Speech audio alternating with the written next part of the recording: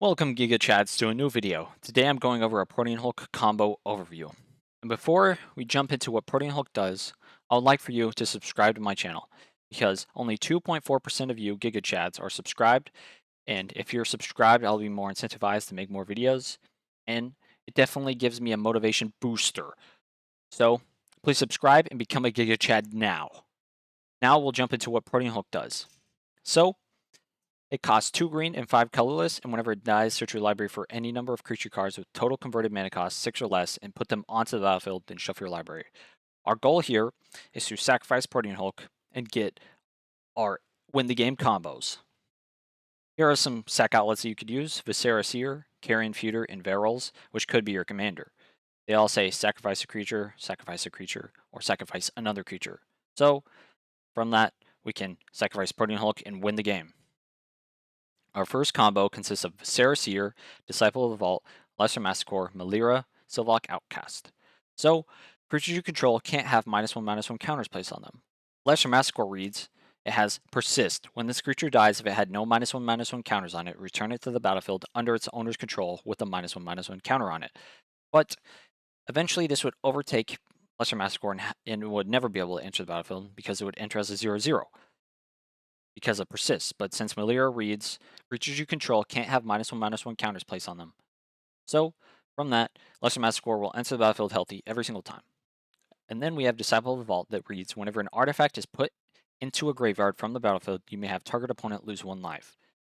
And then we have Viscera Seer. To sacrifice Lesser Masticore, since it's an artifact, it pings our opponents for 1. It comes back to the battlefield because it has Persist, without the -1/-1 counter on it because of Melira, and then we're going to sacrifice it again. It hits the graveyard. Our opponents lose 1, comes back, and we do that infinitely and win the game. One of our amazing combos, very hard to explain, but there you go. Now you know. Our next combo includes Melira, Murderous Redcap, Body Snatcher, and Viscera Seer. So, if you can tell, this is way more than 6 converted mana cost creatures. And the way we fix this is using Body Snatcher. So our first way to win is to have Protean Hulk enter the battlefield. You sack it, you grab Viscera Seer and Body Snatcher. Body Snatcher reads. I'm going to read the second half because it's the most important part. Whenever Body Snatcher is put into a graveyard from play, remove it from the game and return target creature card from your graveyard to play.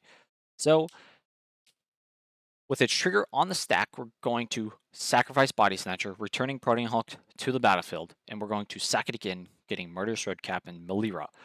Murderous Redcap has Persist, so it comes back whenever you sacrifice it, just like Lesser Masticore, but when it enters the battlefield, it deals damage equal to its power to any target. So, instead of having just green and black in your deck, you can add some spicy red and have Murderous Redcap enter the battlefield and ping your opponents for 2. You sack it again, enter the battlefield, ping your opponents for 2, infinitely, and win the game from this amazing combo. Our next option would be using Phyrexian Delver instead of Body Snatcher.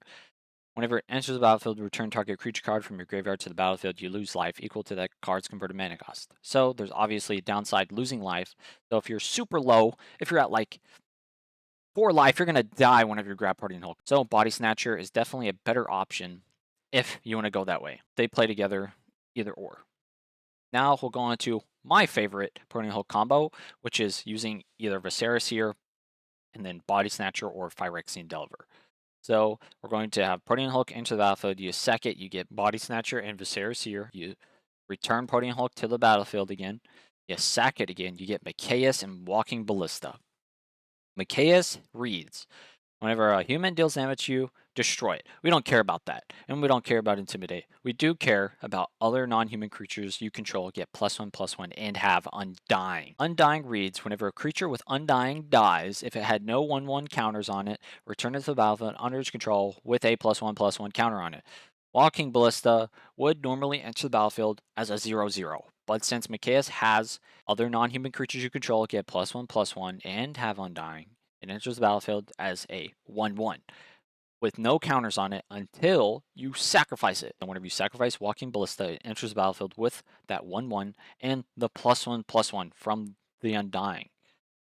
And Walking Ballista reads, You may remove a +1/+1 counter from walking Ballista that deals 1 damage to any target. So we're going to go on another infinite loop to win the game. From the trigger off of walking Ballista dying and it having undying comes on to the battlefield with that 1/1 and the 1/1 counter. We remove the 1/1 counter and ping our opponents for 1.